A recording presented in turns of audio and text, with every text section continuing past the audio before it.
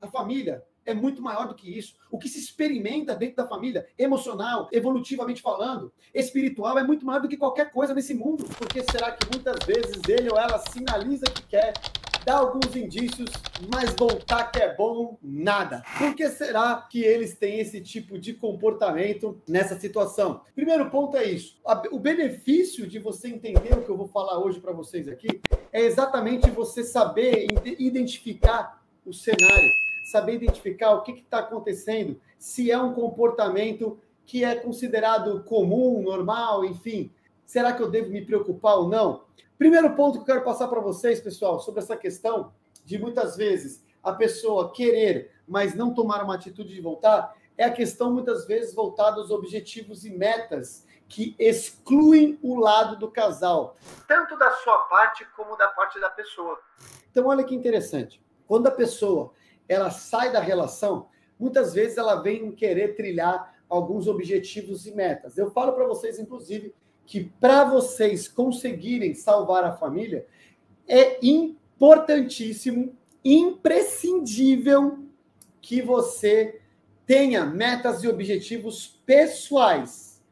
Aí vem um pulo do gato, além dos objetivos de futuro, que é o objetivo do casal. Quando a pessoa tem um objetivo e metas empurrado e, vamos dizer assim, potencializado, inclusive por essa onda da sociedade de que você tem que conquistar o que é seu e que se dane o resto, essa pessoa ela tem uma certa dificuldade de enxergar a terceira pessoa que envolve um relacionamento, que é o nós. Então tem a pessoa você, tem a pessoa eu, tem a pessoa nós. Então, se eu tenho objetivos e metas que não incluem o nós, essa pessoa às vezes tem dificuldade de enxergar a mudança. Mas isso fica um alerta principalmente para você nesse momento. Quando a pessoa está no método, uma das semanas mais importantes, na minha opinião, dentro do meu método Despertar, é quando a gente trabalha as metas e objetivos neurológicas. Neurologicamente corretas. Não é apenas criar metas e objetivos aleatórias. São metas e objetivos neurologicamente corretas e, nesse primeiro momento, metas individuais, sim. Porém, nós não descartamos as metas de família, mas hoje não tem como você trabalhar a meta de família pelo simples fato de você não estar com ela. Mas a meta individual me coloca em crescimento. Mas olha que interessante. Quando você define metas, você define um dos critérios, dos pré-requisitos para você conseguir conversar neurologicamente, ou seja, conversar com a sua mente e ela entender, é uma pergunta que é o seguinte: será que esse sonho, essa meta, ela é ecológica? Olha que palavra interessante. O que é uma meta ecológica? É uma meta que é boa para mim e para os meus. Então, veja, eu tenho uma meta individual, mas eu não deixo também ultrapassar uma linha aonde eu vou afetar ou prejudicar os meus. Quem são os meus? Minha esposa, meus filhos, principalmente. Então, quando você entende isso, você consegue fazer metas e objetivos congruentes. Eu estou falando um pré-requisito que não são todos, mas só para você ter uma palhinha do que é construir metas que a sua mente entenda e vai te impulsionar. Mas, Luciano, por que metas é tão importante? Porque metas te colocam em evolução. Evolução te coloca em novas perspectivas. E você, na linha do tempo, muda a percepção dele ou dela sobre você. Só que as mesmas metas e objetivos, quando estão na cabeça dos ex, mas eles não estão incluindo o nós na relação, ele tem dificuldade. Ele quer estar com você, mas não quer ter que abrir mão ou criar um compromisso com essa questão toda do nós. Então, ele quer, mas ele tem dúvida. Então, é uma confusão mental. Luciano, mas e aí? Então, não tem jeito? Tem. A grande questão é exatamente quando você permite a pessoa passar pelo deserto e entender que o nós sempre vai ser maior quando você constrói o nós, a estrutura familiar, a instituição familiar, ela tem uma base multiplicadamente mais sólida do que uma meta individual que fica mais frágil ali na frente, porque eu não deixo um legado, não deixo perpetuidade, eu não deixo simplesmente uma linha genética, vamos dizer assim, uma linha de história da minha família, e aquilo lá morre comigo, porque eu estou sozinho. Então eu faço uma coisa muito boa, e quem é que vai contar essa história? Quem que vai dar continuidade nesse legado? Desfrutar você, inclusive, com a sua família, do melhor desse mundo. E você fica buscando uma felicidade, e o teu ex, a tua ex, muitas vezes, nesse momento, está querendo buscar apenas essa coisa momentânea, e não enxerga ainda. Então, calma, comece você a trabalhar o processo. O segundo ponto, que tem a ver com essa questão, pessoal, a sociedade tem um foco em dizer que o relacionamento é o que prende a pessoa na vida.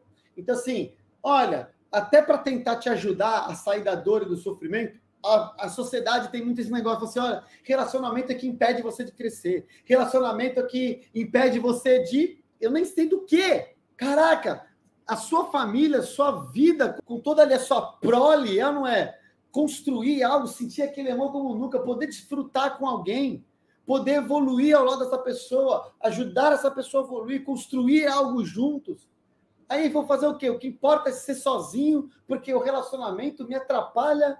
Então eu vou viver tudo isso, eu construo tudo isso, eu olho para o lado, vou celebrar com quem? As pessoas hoje em dia, na sociedade, com essa questão de querer desconstruir o que é a instituição familiar, esquece de pensar que às vezes a outra pessoa e você simplesmente quer, inclusive, de manhã acordar 8, 9 horas da manhã no final de semana, e às vezes só quer ficar um pouquinho mais tempo deitado, agarradinho com a pessoa. Tomar um café gostoso às 10 horas da manhã, chegar em casa, saber que vai ser acolhido, ou estar em casa para poder receber essa pessoa, poder desfrutar de uma celebração junto, compartilhar algo que te deixa nervoso, essa pessoa te apoia, construir junto uma prosperidade no mundo emocional, espiritual. Só que todo mundo está colocando esses critérios, a sociedade está na loucura de que o que importa é ser feliz, como eu sempre falo, viva a vida louca. Poxa vida, eu vou combater isso até meu último dia. A família é muito maior do que isso. O que se experimenta dentro da família, emocional, evolutivamente falando,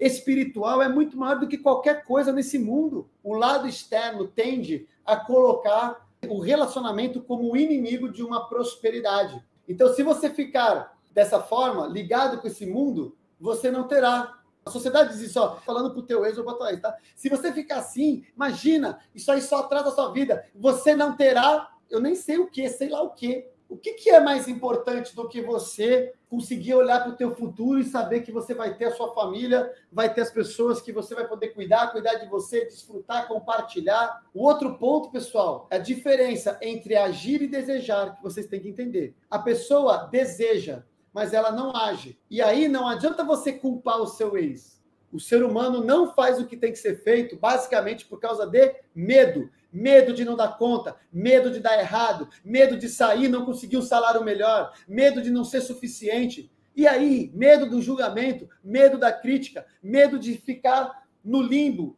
medo de depender dos outros. Luciano, mas o que isso tem a ver com o meu ex? Eu estou explicando para vocês a diferença entre agir e desejar. Todo mundo aqui deseja, mas não toma atitude, porque tem medo. O que você acha que passa na cabeça do ex ou da ex? Se eles querem, mas não agem, é porque eles têm medo de viver de novo o que viveu com vocês. Então a gente não pode julgar. Por que eles fazem isso? Porque eles têm medo. Como é que você quebra esse padrão? Quando você convence pelo emocional que a pessoa que existia não existe mais dentro de você, que você é uma pessoa maravilhosa, que você é uma pessoa incrível, que eu sou um cara extraordinário, que do meu lado só tem bênção, só tem coisa incrível. Isso não quer dizer que você não vai errar, isso não quer dizer que você não vai pisar na bola, mas você está evoluindo, você está diferente. A hora que você mudar isso dentro de você, a outra pessoa vai olhar para você sem medo.